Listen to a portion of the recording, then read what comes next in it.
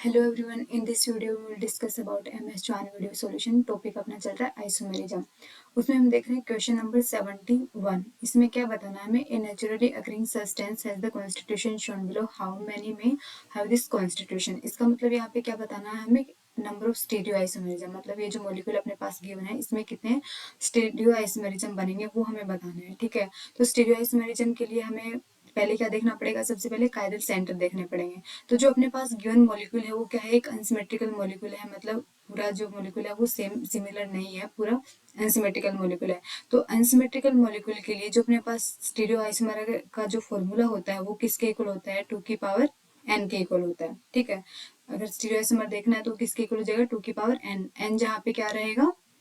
Number of chiral centre. ठीक है, तो इस मॉलिक्यूल में अगर हमें नंबर ऑफ कायरल सेंटर देखना है तो sp3 कार्बन की जो 4 वैलेंसी है वो क्या होनी चाहिए? डिफरेंट होनी चाहिए। ठीक है, sp3 कार्बन से जो 4 एटम्स जुड़े हैं वो क्या होने चाहिए? डिफरेंट होने चाहिए। तो वो अपना क्या हो जाएगा? कायरल सेंटर हो जाएगा। ठीक है, अब देखो इसमें यहाँ पे एक कायरल सेंटर ये हो जाएगा, सेकंड ये हो जाएगा, थर्ड ये वाला हो जाएगा, फोर्थ ये हो जाएगा। अब देखो जो अपना डबल बॉन्ड है उसके अलोंग भी क्या हो सकता है? कायरल सेंटर हो सकता है, क्योंकि वो सिसो ट्रांस आइसोमेरिज्म शो कर सकता है। तो एक डबल बॉन्ड भी अपना क्या हो गया? कायरल सेंटर हो गया।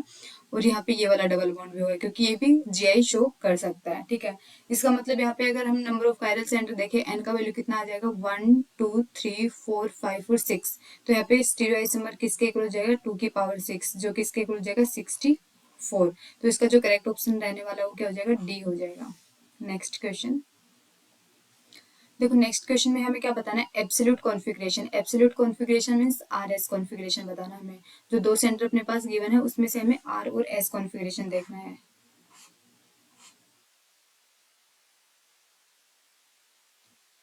पे ब्रोमीन है, हाइड्रोजन, हाइड्रोजन साइनाइड और OH। ठीक है, तो अगर हमें देखना है किसका? सेकंड वाले का। ये सेकंड कार्बन है, ये थर्ड कार्बन है। तो अगर हमें कॉन्फ़िगरेशन देखना है इसका, तो फर्स्ट जो नंबर करेंगे CIP रूल के अकॉर्डिंग नंबरिंग देंगे, तो ब्रोमीन का क्या हो जाएगा? फर्स्ट हो जाएगा। फिर इसका हो जाएगा सेकंड, क्योंकि यहाँ पे कार्बन डबल बॉन्ड ऑक्सीजन लगा है। उसके बाद यहाँ पे थर्ड हो जाएगा, फोर्थ वाला ये हो जाएगा अपना। ठीक है, 1 2 3 का अगर हम रोटेशन करते हैं तो ये क्या जा रहा है? एंटी क्लॉकवाइज जा रहा है। ठीक है, एंटी क्लॉकवाइज में एस होना चाहिए, बट अपना जो फोर्थ प्रायोरिटी ग्रुप है वो हॉरिजॉन्टल पे है, तो इसका जो कॉन्फ़िगरेशन हो जाएगा वो क्या हो जाएगा? आर हो जाएगा। उसके बाद अगर हम यहाँ पे नंबरिंग करें तो फर्स्ट इसका हो जाएगा कार्बन का, क्योंकि यहाँ से डायरेक्ट क्या ऑक्सीजन लगा हुआ है। ठीक है, तो इसका नंबर क्या हो जाएगा? फर्स्ट हो जाएगा। फिर उसके बाद देखो यहाँ पे हम सेकंड नंबर करेंगे इसको। ये जो कार्बन है यहाँ पे देखो, इस वाले कार्बन पे ब्रोमीन लगा हुआ है, तो सेकंड नंबरिंग इसका जाएगा। ठीक है, फिर थर्ड इसका और फोर्थ हाइड्रोजन को देंगे। ठीक है, तो 1 2 3 का अगर हम रोटेशन करेंगे, 1 2 3 का अगर हम रोटेशन करें तो क्लॉकवाइज जा रहा है। ठीक है, क्लॉकवाइज में क्या होना चाहिए? आर होना चाहिए, पर जो अपना फोर्थ प्रायोरिटी ग्रुप है वो कहाँ पे है? हॉरिजॉन्टल पोजीशन पे है, जिसकी वजह से इसका जो कॉन्फ़िगरेशन हो जाएगा वो क्या हो जाएगा? एस हो जाएगा। तो सेकंड का क्या हो जाएगा? आर हो जाएगा, और थर्ड का क्या हो जाएगा? एस हो जाएगा। ऐसा ऑप्शन कहाँ पे है? ए वाला ऑप्शन क्या हो जाएगा? अपना करेक्ट हो जाएगा। Next question. नेक्स्ट क्वेश्चन में हमें क्या बताना है? The total number of stereo isomer possible for 2,3 dichlorobutane. तो देखो 2,3 डाइक्लोरोब्यूटेन हम बना लेते हैं। ये ब्यूटेन हो गया 1 2 3 और 4। तो यहाँ पे देखो एक क्लोरीन और एक क्लोरीन, तो 2,3 डाइक्लोरोब्यूटेन हो गया है। ठीक है, अब देखो ये जो मॉलिक्यूल है ये क्या अपने पास सिमेट्रिकल मॉलिक्यूल है। तो इसमें अगर हम कायरल सेंटर देखें तो ये क्या हो गया? अपने दो कायरल सेंटर हो गए। तो जब अपने पास सिमेट्रिकल मॉलिक्यूल हो और even number of chiral centre हो, तो उसके लिए अगर हमें स्टीरियोआइसोमर कैलकुलेट करना है तो उसका जो फॉर्मूला हो जाएगा वो किसके इक्वल हो जाएगा? 2 की पावर n-1 प्लस 2 की पावर n/2 - 1। ये अपना फॉर्मूला रहता है जब सिमेट्रिकल मॉलिक्यूल हो और ओड नंबर ऑफ अपने क्या हो? कायरल सेंटर हो। क्योंकि यहाँ पे कायरल सेंटर कितने हैं? 2 हैं। कायरल सेंटर कितने हैं अपने? 2 है, तो 2 क्या है? इवन है, तो इसके लिए हम ये वाला फॉर्मूला यूज करेंगे जहाँ पे n का वैल्यू 2 है। 2 - 1 प्लस 2 की पावर 2/2 क्या हो जाएगा? 1 1 - 1 क्या हो जाएगा? 0 हो जाएगा। तो 2 की पावर 0 किसके इक्वल होता है? 1 के इक्वल होता है। यहाँ पे 2 + 1 किसके इक्वल हो जाएगा? 3। तो इसका जो करेक्ट ऑप्शन हो जाएगा वो बी वाला हो जाएगा। Next question. नेक्स्ट क्वेश्चन में हमें क्या बताना है? Which of the following structure is not meso 2,3 butane diol. जो मीजो कंपाउंड नहीं है वो हमें बताना है। तो सबसे पहले हम क्या देखेंगे? मीजो कंपाउंड देखेंगे। अब मीजो कंपाउंड के लिए क्या कंडीशन है कि अपने पास एटलीस्ट 2 कायरल सेंटर होने चाहिए, और उसके साथ में एक पीओएस अपने पास अगर है तो वो जो मॉलिक्यूल है वो क्या हो जाएगा? अपना मीजो हो जाएगा। ठीक है, अब देखो फर्स्ट वाले की अगर हम फर्स्ट वाले की बात करें तो यहाँ पे देखो जो कार्बन एटम है वर्टिकल पोजीशन पे वो maximum number of carbon atom होने चाहिए, तो जो अपना सेकंड वाला जो कायरल सेंटर है उस पे हमें रोटेशन करवाना पड़ेगा। ठीक है, तो अगर हम रोटेशन करवाएं ये यहाँ पे, ये यहाँ पे और ये यहाँ पे, तो यहाँ पे क्या हो जाएगा, यहाँ पे CH3 आ गया, यहाँ पे OH और यहाँ पे हाइड्रोजन। तो देखो यहाँ पे कायरल सेंटर तो है बट यहाँ पे कोई POS नहीं है। ठीक है, तो ये क्या है, मीजो कंपाउंड नहीं है। ठीक है, फिर अगर बी वाले की हम बात करें, बी वाले में अगर हम ऐसे भी देख सकते हैं, क्योंकि ये तो पूरा एक एसिमेट्रिकल मॉलिक्यूल है और यहाँ पे क्या है, कायरल सेंटर भी और प्लेन ऑफ सिमेट्री भी प्रेजेंट है, तो ये क्या हो जाएगा, मीजो कंपाउंड हो जाएगा। ठीक है, फिर अगर हम थर्ड वाले की बात करें, सी वाले की, तो ये जो कार्बन है इस पे तो हमें रोटेशन करवाने की जरूरत नहीं है, बट अगर हम इस पे सेकंड वाले के कायरल सेंटर पे अगर हम रोटेशन करवाएंगे तो यहाँ पे CH3 ये OH एज इट इज है, हाइड्रोजन एज इट इज है, और इसका अगर हम रोटेशन करवाएंगे यहाँ पे, ये हाइड्रोजन यहाँ पे, तो हाइड्रोजन CH3 और OH। ठीक है, यहाँ पे भी क्या है, प्लेन ऑफ सिमेट्री प्रेजेंट है, तो ये भी क्या है, एक मेसो कंपाउंड है। ठीक है, फिर अगर हम बात करें डी वाले कंपाउंड की, तो यहाँ पे ये CH3OH हाइड्रोजन, इसका हमें क्या करवाना पड़ेगा, रोटेशन करवाना पड़ेगा। तो ये CH3 यहाँ पे आ जाएगा, हाइड्रोजन और OH, इसमें भी क्या एक प्लेन ऑफ सिमेट्री है, तो यहाँ पे भी क्या हो जाएगा, मीजो कंपाउंड हो जाएगा। तो इसका जो करेक्ट ऑप्शन हो जाएगा वो ए हो जाएगा। ए क्या है, मीजो कंपाउंड नहीं है, क्योंकि वहां पे कोई प्लेन ऑफ सिमेट्री नहीं है। नेक्स्ट क्वेश्चन, नेक्स्ट क्वेश्चन में हमें क्या बताना है, a solution of optically active 1 phenyl ethanol racemise in acidic aqueous medium, it is due to. देखो अपने पास एक ऑप्टिकली एक्टिव है, मतलब दो अपना एक रेसिमिक मिक्सचर है। ऑप्टिकली एक्टिव मतलब इनहेंसोमर होंगे वो दोनों ही। तो देखो यहाँ पे 1 फिनाइल इथेनॉल हम बना लेते हैं,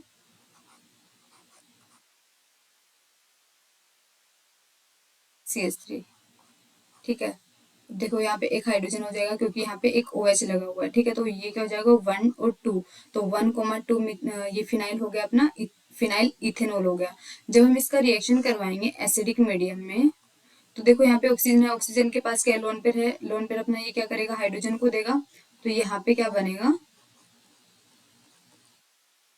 कार्बन OH2। अब ऑक्सीजन ने अपना लोन पेयर दिया तो इसके ऊपर क्या आ जाएगा, पॉजिटिव चार्ज आ जाएगा। ठीक है, अब H2 क्या है, एक अच्छा लिविंग ग्रुप है, तो यहाँ से क्या हो जाएगा, लीव करेगा, H2 अपना लीव किया, और यहाँ पे जिसका फॉर्मेशन होगा वो क्या फॉर्म होगा, अपना कार्बोकेटाइन का फॉर्मेशन होगा। ठीक है, CH3। ठीक है, अब देखो जो अपना ऑप्टिकली एक्टिव मतलब रेसिमिक मिक्सचर है, उसमें क्या रहता है, एक क्या रहता है, उसमें दो कंपाउंड प्रेजेंट हो सकते हैं अपने, एक तो ऊपर से वेज से या फिर एक डैश से। ठीक है, क्योंकि वो क्या है, एक रेसिमिक मिक्सचर है, तो उसमें देखो हमें क्या बताना है कि जब ये रेसिमिक मिक्सचर बनेगा तो वहां पे किस वजह से बनेगा। ठीक है, तो अब देखो यहाँ पे कार्बोकेटाइन का फॉर्मेशन हुआ है, और हमें पता है कि जो एक कार्बोकेटाइन होता है वो क्या होता है, एक प्लेनर मॉलिक्यूल होता है। ठीक है, यहाँ पे मैं इसको ऐसे लिख देती हूँ। ठीक है, अब ये क्या हुआ, यहाँ पे कार्बोकेटाइन का फॉर्मेशन हुआ है। अब देखो कार्बोकेटाइन अपना जो होता है वो प्लेनर मॉलिक्यूल होता है, इसका मतलब जो न्यूक्लियोफाइल आएगा, H2 जो आएगा वो ऊपर से भी अटैक कर सकता है, और वो क्या कर सकता है, नीचे से भी अटैक कर सकता है। ठीक है, इसका मतलब ऊपर से भी अटैक होगा और नीचे से भी अटैक होगा, तो जो अपना मॉलिक्यूल बनेगा वो क्या बनेगा, यहाँ पे CH3, ऊपर से भी OH अटैक कर सकता है, और यहाँ पे डैश पे आ गया हाइड्रोजन, प्लस में इसके साथ क्या हो सकता है, PH CH3, और यहाँ पे डैश से भी क्या कर सकता है, OH ना बॉन्ड बना सकता है, अटैक कर सकता है। ठीक है, इसका मतलब दोनों क्या है, एक रेसिमिक मिक्सचर है। किस वजह से रेसमिक मिक्सचर बने हैं इस क्वेश्चन में, कार्बोकेटाइन की फॉर्मेशन की वजह से, क्योंकि जो कार्बोकेटाइन होता है वो ऊपर से भी अटैक कर सकता है न्यूक्लियोफाइल उसमें, और नीचे से भी अटैक कर सकता है, क्योंकि वो क्या होता है, एक प्लेनर मॉलिक्यूल होता है। तो इसमें देखो इनोलाइजेशन नहीं, इसका आंसर नहीं है, carbonium ion formation, carbon ion formation और रिवर्सिबल ऑक्सीडेशन रिडक्शन। तो इसका जो करेक्ट ऑप्शन हो जाएगा वो क्या हो जाएगा, बी हो जाएगा। कार्बोनियम आयन मीन्स मतलब यहाँ पे कार्बोकेटाइन का फॉर्मेशन हुआ है, जिसकी वजह से यहाँ पे क्या हो रहा है, रेसिमिक मिक्सचर मिल रहा है हमें। ठीक है, तो इसका जो करेक्ट ऑप्शन हो जाएगा वो क्या हो जाएगा, बी वाला हो जाएगा।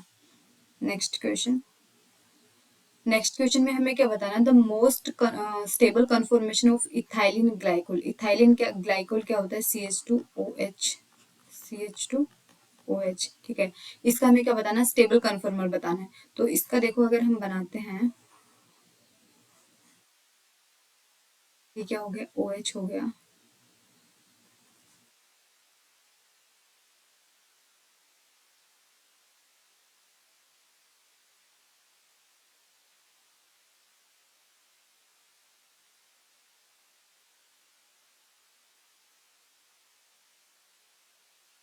ठीक है।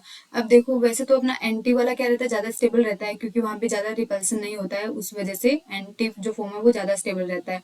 बट यहाँ पे देखो हाइड्रोजन बॉन्डिंग हो रहा है, जिसकी वजह से जो इथाइलिन ग्लाइकोल है उसका जो गोच वाला फॉर्म है वो क्या हो जाएगा, ज्यादा स्टेबल हो जाएगा। तो इसका जो करेक्ट ऑप्शन हो जाएगा वो क्या हो जाएगा, बी हो जाएगा। Next question. नेक्स्ट क्वेश्चन में हमें क्या बताना, molecule represent by the above two structure are. ये जो दो अपने पास मॉलिक्यूल है इनमें हमें रिलेशन बताना है। तो पहले देखो जो अपना बी वाला जो कंपाउंड है उसमें हमें क्या करना पड़ेगा, रोटेशन करना पड़ेगा। ठीक है। तो अगर हम बी वाले का रोटेशन करते हैं तो क्या बनेगा, यहाँ पे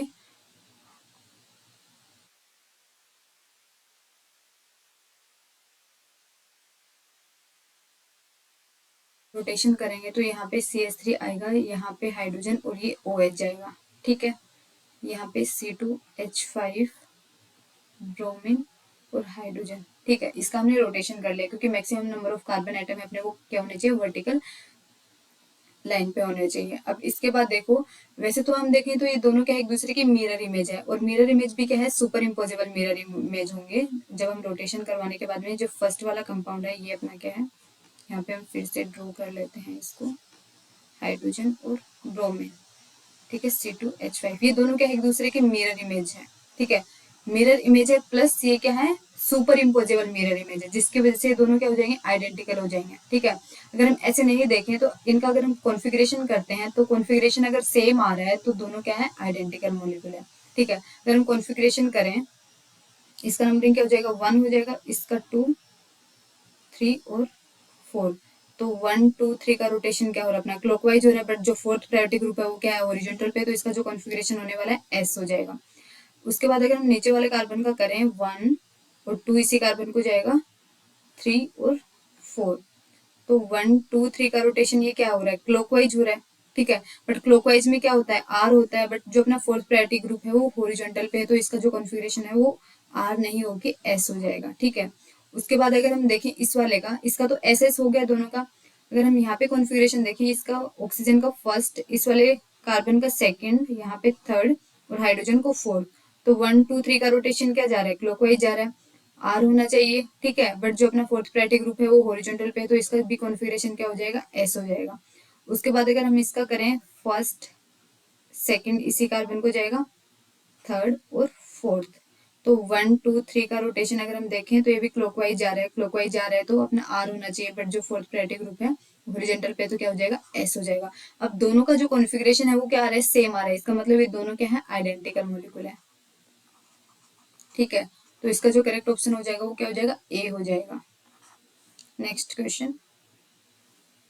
नेक्स्ट क्वेश्चन में हमें क्या बताना है कि the correct order of priority of groups, जितने भी अपने पास ग्रुप हैं उनका इंक्रीजिंग ऑर्डर हमें हमें क्या बताना है, प्रायोरिटी बताना है। तो देखो जो फर्स्ट वाला है उसमें सल्फर है, तो उसका जो प्रायोरिटी ऑर्डर है वो क्या हो जाएगा, सबसे ज्यादा हो जाएगा। फिर यहाँ पे देखो ये नाइट्रोजन है, इसमें भी कार्बन है और इसमें भी कार्बन है, तो सेकंड क्या हो जाएगा, अपना नाइट्रोजन वाले का सेकंड ऑर्डर हो जाएगा। फिर उसके बाद देखो यहाँ पे कार्बन है, यहाँ पे कार्बन, अगर हम इसका बॉन्ड तोड़ेंगे तो यहाँ पे क्या हो जाएगा, ये कार्बन, ये भी कार्बन और ये भी कार्बन। ठीक है, ऐसे ही होगा। उसके बाद यहाँ यहाँ पे भी कार्बन कार्बन आएगा, यहाँ पे हाइड्रोजन, और उसके बाद हम देखें CH2, यहाँ पे ये। ठीक है। तो अब देखो इस वाले कार्बन से दो कार्बन लगे हैं और इस वाले कार्बन से दो हाइड्रोजन और फिर उसके बाद कार्बन लगा है, तो इसका जो प्रायोरिटी ग्रुप है थर्ड वाले कंपाउंड का वो क्या हो जाएगा, ज्यादा हो जाएगा देन फोर्थ। उसके बाद अपना क्या आ जाएगा, फोर्थ वाला आ जाएगा। ठीक है। तो इसका जो करेक्ट ऑप्शन हो जाएगा वो क्या हो जाएगा, बी वाला हो जाएगा, क्योंकि हमें इंक्रीजिंग ऑर्डर में बताना है। ठीक है, सबसे कम जिसका है उसको सबसे पहले रखना है। ठीक है।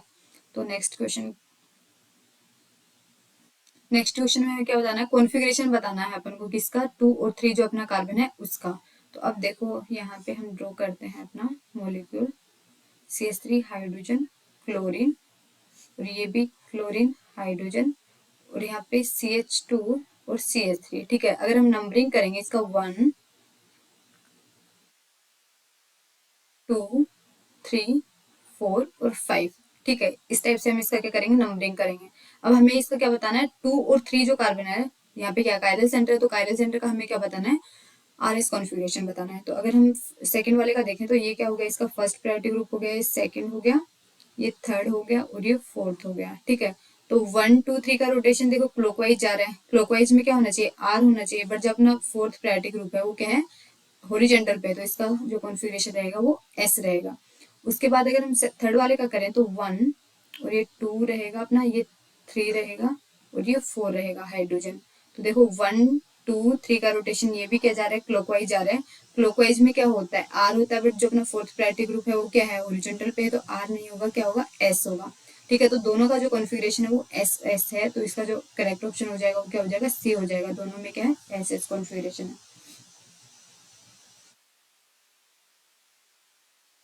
फिर देखो हमें क्या बताना, among the following amino acids the R in enantiomer is respectively by, ठीक है, रिप्रेजेंटेड बाय।